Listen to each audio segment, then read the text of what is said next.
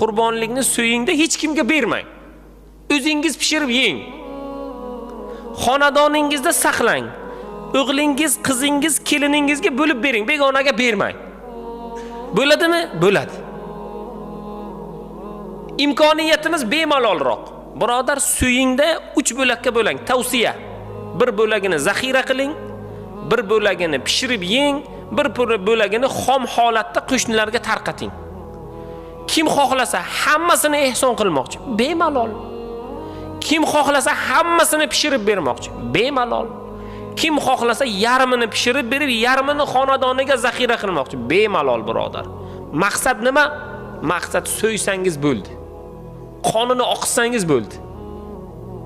Undan u yog'ini o'zingiz bilasiz inshaalloh. Bugun qurbonlikka bel bog'laylik bugun. Qurbonlikni baquvvatini